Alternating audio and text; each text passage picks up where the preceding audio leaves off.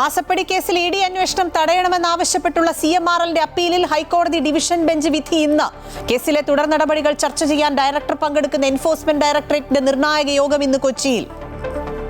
ധവളപത്രത്തിനെതിരെ പ്രതിഷേധം തീർക്കാനൊരുങ്ങി പ്രതിപക്ഷം.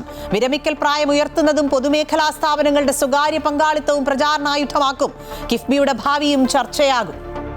CPMന്റെ നേതൃയോഗങ്ങൾക്ക് ഇന്ന് തുടക്കമാകും. സംസ്ഥാന സെക്രട്ടേറിയറ്റ് ഇന്ന്. ഞായർ തിങ്കൾ ദിവസങ്ങളിൽ സംസ്ഥാന സമിതി.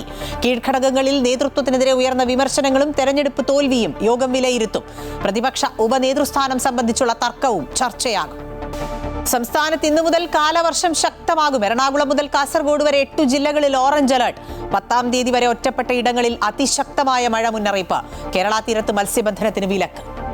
എറണാകുളം മലയിടാം തുരുത്തിൽ സമവായ ശ്രമങ്ങൾ. താമസക്കാരുമായും ഭൂ ഉടമകളുമായും മന്ത്രി റോജി എം ജോണിന്റെ നേതൃത്വത്തിൽ കൊച്ചിയിൽ ഇന്ന് ചർച്ച. കുടിയൊഴിപ്പിക്കലിന് സമയം നൽകിയിരിക്കുന്നത് ഈ മാസം 16 വരെ.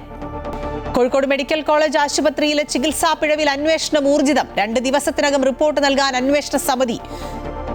ശസ്ത്രക്രിയയിലെ പിഴവാണ് റീജിത്തിന്റെ മരണകാരണമെന്ന നിലപാടിൽ ഉറച്ചു ബന്ധുക്കൾ. ഇന്ന് ലോക പരിസ്ഥിതി ദിനം. സുസ്ഥിര ഭാവിക്കായി പ്രകൃതിയിൽ നിന്ന് പ്രചോദനമെന്നത് ഇത്തവണത്തെ പരിസ്ഥിതി ദിന സന്ദേശം.